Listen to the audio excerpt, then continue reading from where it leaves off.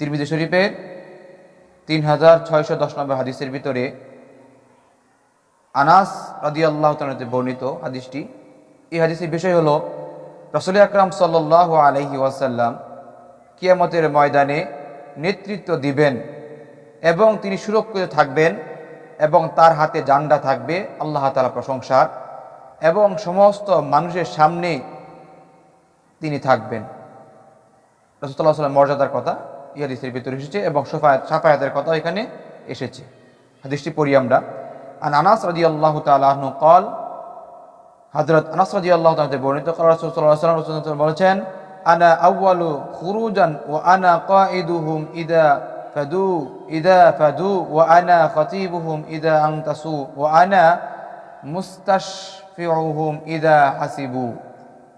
যে রাসূল সাল্লাল্লাহু আলাইহি ওয়াসাল্লাম আনাস রাদিয়াল্লাহু থেকে বর্ণিত, তিনি বলেন যে রাসূল আকরাম সাল্লাল্লাহু আলাইহি ওয়াসাল্লাম ইরশাদ করেন, যখন মানুষ কবর থেকে উঠবে তখন আমি সর্বপ্রথম কবর থেকে বের হয়ে আসব।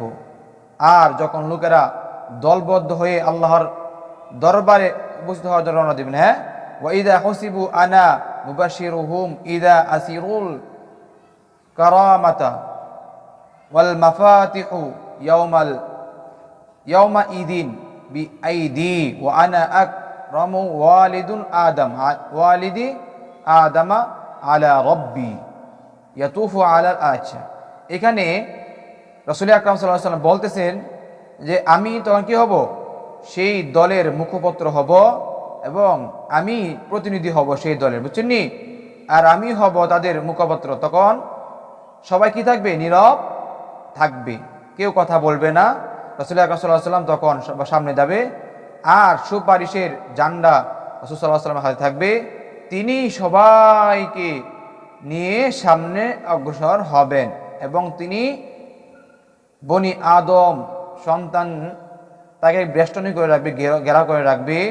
ইয়াতুফু আলা আলফি খাদিমিন, কেমন 1000 খাদেম রাসূল আকরাম সাল্লাল্লাহু আলাইহি ওয়াসাল্লামকে পরিবেষ্টন করে রাখবেন, হ্যাঁ, পরিবেষ্টন করে রাখবেন। কান্নাহুম বাইদুন মাকনুনুন, যেমন একটা ডিমের কুসুমটাকে কি করে রাখা হয়? সংরক্ষিত করে রাখা হয় তার চতুর্দিক দিয়ে অন্য আবরণ দিয়ে, ঠিক কিনা?